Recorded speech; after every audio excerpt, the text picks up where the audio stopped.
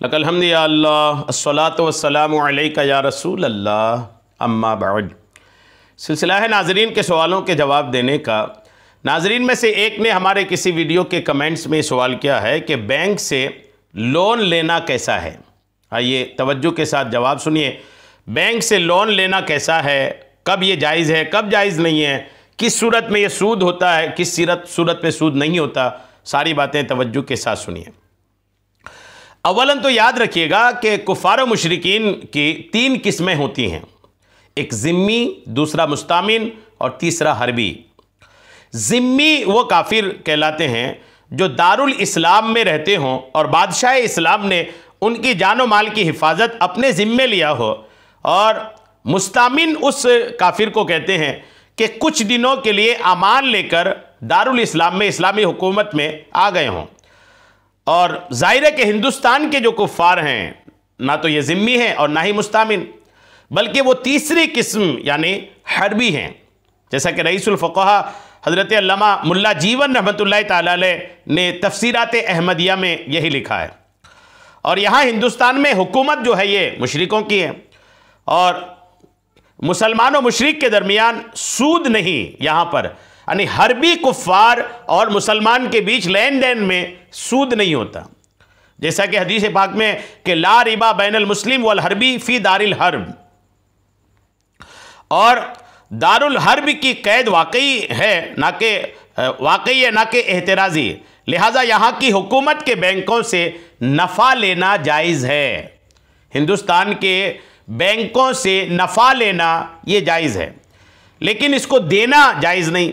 हाँ, अगर थोड़ा नफ़ा देने में अपना नफ़ा ज़्यादा हो तो फिर जायज़ होता है, जैसा कि रद्दुल मोहतार में है।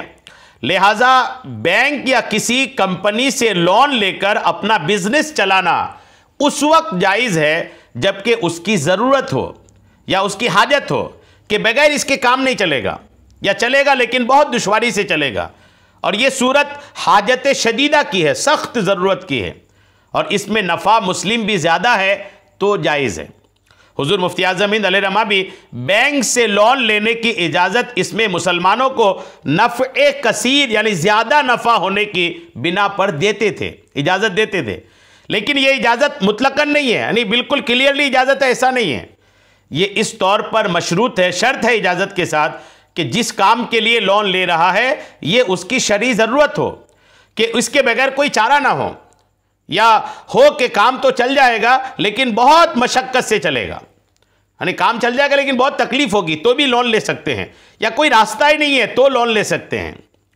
और लेते वक्त इसे पूरा एतमाद हो कि मुद्दत मुकर्ररा में किस्तें अदा कर देगा, किस्तें अदा करने का भी उनका अपना मामला के नहीं अदा कर देगा तो जायज़ है, कि इसमें बैंक का थोड़ा फ़ायदा है लेकिन मुसलमान का नफ़ा ज़्यादा है। इसी तरह फतवा मरकज़ी तरबियत इफ्ता में है कि गवर्नमेंट के बैंक फाजिल माल देने की शर्त पर कर्ज लिया तो ये इस शर्त पर है कि बैंक को जो जायद रकम सूद देनी पड़ती है उससे जायद रकम के बराबर या उससे ज़्यादा नफ़ा का हुसूल यकीनी तौर पर मालूम हो, जब तो फाजिल माल देने की शर्त पर फाजिल कर्ज लेना ये जायज़ है, वरना नाजायज़। फतवा मरकज़ तरबियत इफ्ता जिल्द 2। और बाहर शरीयत में कि अगर इस तरह भी कर्ज ना मिल, अगर किसी भी तरह कर्ज ना मिल सके तो सही शरई मजबूरी की सूरत में सूदी कर्ज बैंक से लेना यह जायज़ है। बाहर शरीयत हिस्सा 11। और आला हज़रत फाजिल बरेलवी अलैहिर्रहमा फरमाते हैं कि सूद देने वाला अगर हकीकतन सही शरई मजबूरी के सबब देता है, इस पर इल्ज़ाम नहीं है। दुर्र मुख्तार में भी यही है। तो बहरहाल ये कि सारी बातों का खुलासा यही आ रहा है कि अगर आपको लोन लेना निहायत ज़रूरी है, उसके बिना काम चलेगा ही नहीं, या चलेगा तो लेकिन बहुत तकलीफ होगी, तो आप लोन ले सकते हैं, ठीक है, वो जायज़ कहलाएगा।